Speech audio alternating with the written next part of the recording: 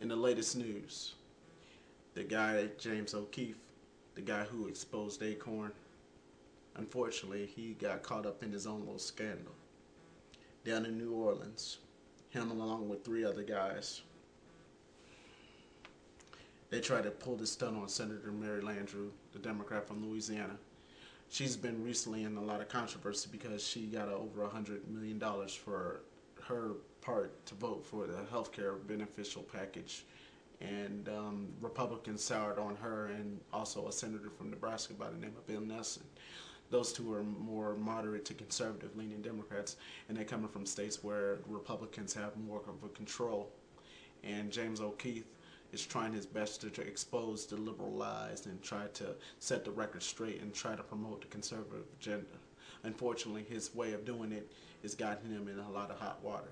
The FBI is now probing into him and four other guys because he tried to probe Mary Landrieu by bugging her phone, and that's a felony. Many other things happen in the media. We see that Air America, the radio network that's been affiliated across the country, it folded last week. You know, that's a big disappointment in progressive radio.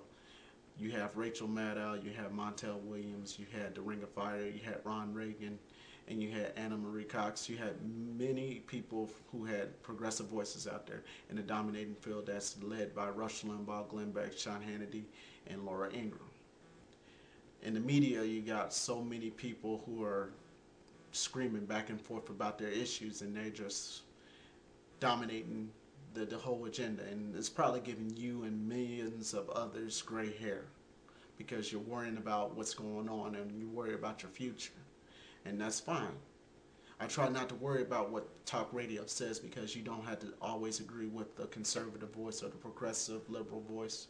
You don't always have to take the populist stance. You don't have to take the passive stance. I mean, this is just a part of America because they have a voice out there, and you don't have to agree with it. You can always change the channel. But with Air America lost, that's another blow to the Democratic Party because the Democratic Party needed everybody's voice out there. Now, you know there's plenty of other progressives out there. There's Stephanie Miller, Ed Schultz, Alan Combs. You have Randy Rhodes, Mike Malloy.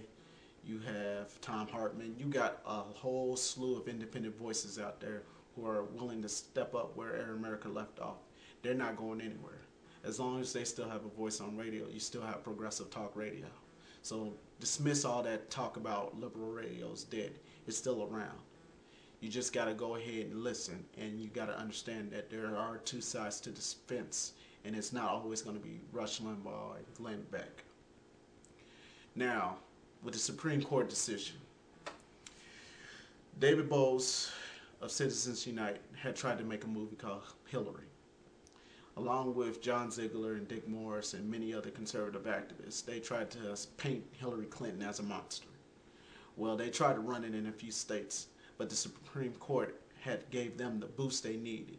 After a lower court had tried to dismiss their charges, they appealed to the Supreme Court, and in a 5-4 decision, now corporations are people. Corporations now can funnel money into anything.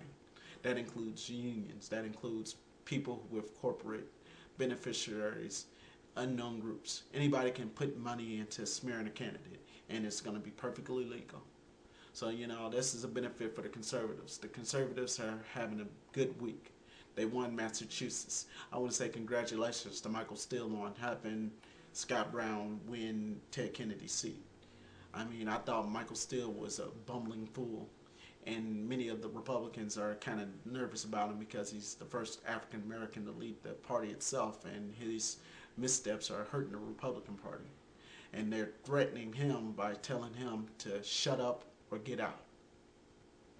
Now, the Tea Party movement. The Tea Party movement's been growing ever since 2009. I went to a couple of the Tea Parties. I did get the opportunity to see some of the things that are happening at the Tea Parties. I know a lot of conspiracy nuts are out there, and a lot of the birther crowd, and a lot of the people who are honestly against President Obama for policies and not because of race. But the Tea Party movement is starting to lose steam itself because there are Tea Parties that are trying to hold conventions and the people who started off at the grassroots level, and this is coming from the Ron Paul crowd because I was down in St. Petersburg, Florida. Um, the people who started off from the grassroots had soured on the Tea Party movement itself because the Tea Party movement's now charging people to go to their events, and they're trying to promote these events like their grand ball spectaculars. And the former governor, now Fox News analyst Sarah Palin, and Congresswoman Michelle Bachmann are going to appear at this Nashville Opryland hotel, I guess, and they're going to talk about the issues to try to defeat President Obama.